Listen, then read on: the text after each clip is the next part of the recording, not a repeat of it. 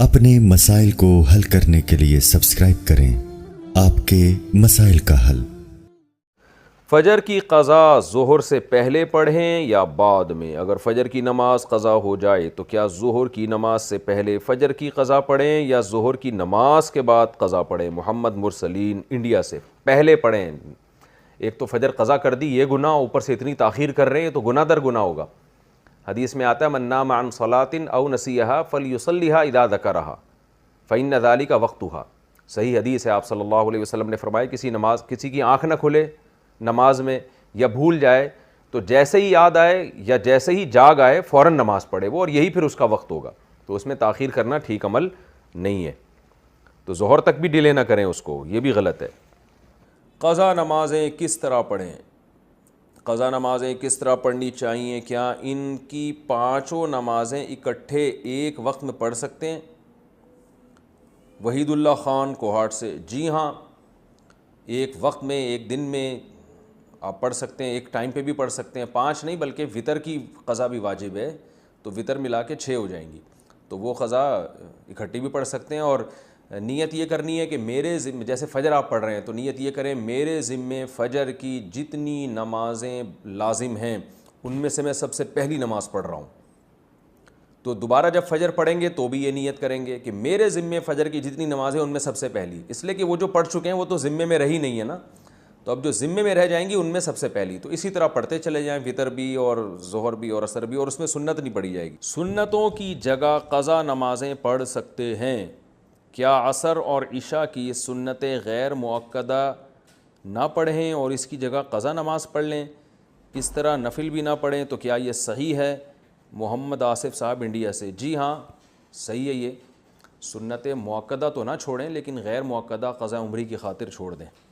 کیا صرف فرض نماز پڑھنا ٹھیک ہے؟ اگر کوئی شخص سنت مؤکدہ اور غیر مؤکدہ اور نوافل چھوڑ کر صرف فرض اور واجب ہی ادا کرتا ہے تو کیا اسے گناہ ہوگا اور آخرت میں حساب ہوگا یا نہیں؟ نیز کیا اس کی قضا کرنی ہوگی؟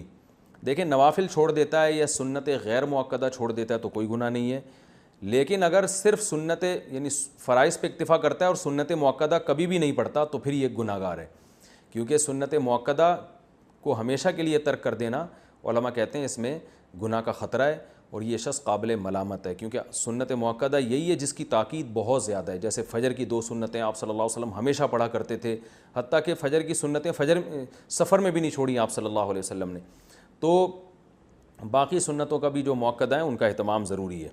کبھی کبھار چھوٹ جائیں تو کوئی حرج نہیں ہے اس میں، جیسے سفر میں چھوڑ دیں یا کوئی ایمرجنسی ہے یا بہت زیادہ تھکاوٹ ہے، کبھی کبھار چھوڑنے میں کوئی حرج نہیں ہے۔ فجر کی سنتیں رہ جائیں تو کب پڑھیں؟ کیا ہم فجر کی نماز کے بعد سنت پڑھ سکتے ہیں؟ بعض لوگ بولتے ہیں کہ تم پڑھ سکتے ہو اور بعض لوگ کہتے ہیں کہ نہیں بلکہ طلوع آفتاب کے بعد پڑھ سکتے ہو، اس بارے میں رہنمائی فرمائیں۔ عاصم نصیر کشمیر سے۔ یہ مسئلہ علماء کے مابین اختلافی ہے۔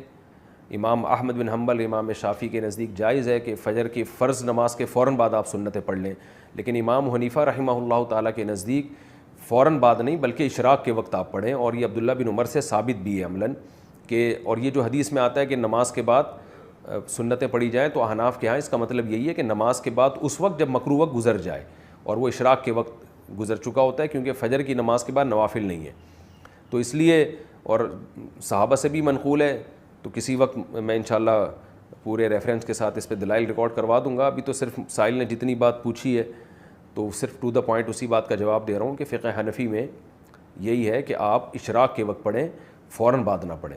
باقی اگر کوئی فجر کے فوراً بعد پڑھ رہا ہے، وہ فقہ حنفی کو فالو نہیں کرتا تو اس کو پڑھنے دیں، اس میں پھڈے بازی والی بات نہیں ہے۔ آپ اس پر عمل کریں کہ ایک مسلک کو فالو کرنا چاہیے، دوسرے پہ طعن و تشنیع نہیں کرنی چاہیے۔ یہ اسلاف کا طریقہ تھا اور یہی طریقہ اس امت میں ایک ایسا طریقہ ہے جس سے امت اختلاف سے بچ سکتی ہے۔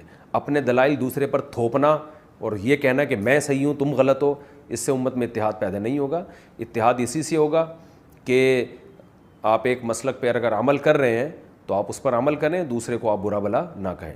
تو حنفیہ کا اس بارے میں 2 ٹوک اور واضح موقف ہے، اور یہ آثار صحابہ سے بھی ثابت ہے کہ فجر کی یا آپ کی 2 سنت اگر چھوٹ جائیں تو فوراً بعد نہ پڑھی جائیں بلکہ اشراق کے وقت میں پڑھی جائیں، اور یہ اشراق کے وقت میں پڑھنا افضل ہے، کوئی لازم نہیں ہے، بہتر ہے کہ اس کو پڑھ لیا جائے۔ فجر میں الارم نہیں بجا تو قضا کا گناہ ہوگا. اگر کوئی فجر کا وقت ختم ہونے کے 45 منٹ بعد فجر کی نیت سے جاگا اور اٹھ کر موبائل دیکھا کہ الارم کیوں نہیں بجا, پھر وضو کر کے فرض نماز کی قضا کی, کیا اسے بھی قضا کرنے کا گناہ ملے گا یا پھر یہ معاف سمجھا جائے گا؟ عارف شیخ انڈیا سے. عارف شیخ صاحب, اگر پورا انتظام اس نے فجر میں اٹھنے کا کیا تھا پھر بھی بیچارے کی آنکھ نہیں کھلی تو پھر کیوں گناہ ملے گا؟ حدیث میں آتا ہے کہ لیس فی النوم التفریط فی الیقظہ. آپ صلی اللہ علیہ وسلم نے فرمایا کہ سوندے میں کوتاہی نہیں ہے. کوئی آدمی اگر سو جائے اور آنکھ نہ کھلے, خود آپ صلی اللہ علیہ وسلم کے ساتھ ایسا ہوا صحیح بخاری میں کہ اس کو آپ صلی اللہ علیہ وسلم کی آنکھ نہیں کھلی, کیونکہ حضرت بلال جنہوں نے جگانا تھا ان کی آنکھ نہیں کھلی, تو حضرت بلال کی جب سورج کی کرنیں آپ کے چہرے پر پڑی ہیں تو حضرت بلال کی آنکھ کھلی تو آپ نے سب کو اٹھایا.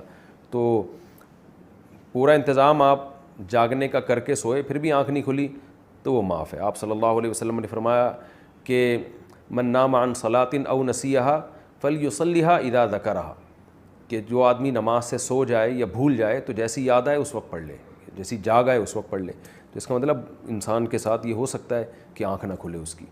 قضا نماز کی جہنم میں کیا سزا ہے؟ ایک قضا نماز ہونے پر 88 کروڑ سال دوزخ میں رہنے کی سزا بیان کی جاتی ہے. کیا اس تعداد کا ذکر قرآن مجید میں کہیں آیا ہے؟ برائے مہربانی اس بارے میں بتا دیں. ذیشان خان پشاور سے. ایسی کوئی متعین مدت نہ قرآن میں ہے نہ کسی مستند حدیث میں ہے کہ 88 کروڑ سال. ہاں یہ ضرور ہے کہ اسلام میں نماز قضا کرنے سے بڑا گناہ کوئی ہے نہیں. شاعر اسلام میں سے, اسلام کی علامت میں سے ہے. تو جہنم میں شرک کے بعد اگر سب سے بڑی سزا کسی کو دی جائے گی نا تو وہ بے نمازی کو دی جائے گی. حقوق العباد میں قاتل کو, حقوق العباد میں سب سے بڑی سزا قرآن نے جو بیان کی ہے وہ قاتل کے بیان کی ہے, کیونکہ جس نے انسانی زندگی, انسان سے اس کی زندگی کا حق چھینا ہے. اور حقوق اللہ میں شرک کے بعد جو سب سے بڑا جرم ہے اسلام میں وہ ہے نماز کا قضا کر دینا. تو سب سے بڑی سزا نمازی ہی, بے نمازی ہی کو ملے گی اور قاتل کو ملے گی. اب کتنی ہے اس کے میں نے بتایا کہ کوئی ہمیں نہیں ملتا کہ اتنے سال رہے گا. یہ ہے کہ بہت عرصہ رہے گا جہنم میں. جہنم میں تو بھائی تھوڑے دن کی سزا, تھوڑے ٹائم کی سزا بھی بہت سخت ہے. اللہ نے بہت سخت آگ رکھی ہے. تو آپ سوچیں کہ طویل عرصے تک جہنم میں جلنا یہ کتنی بڑی سزا ہے. تو اس بحث میں پڑھے بغیر کہ کتنے سال جلے گا, اس بحث میں نہیں پڑھنا چاہیے. اصل جو پڑھنے کی چیز ہے وہ یہ ہے کہ ہم توبہ استغفار کریں, اور اگر کوئی شخص نماز قضا کرتا ہے تو توبہ کرے اس جرم سے, اور آئندہ کے لیے اللہ سے معاہدہ کرے وہ نماز کی پابندی کرے.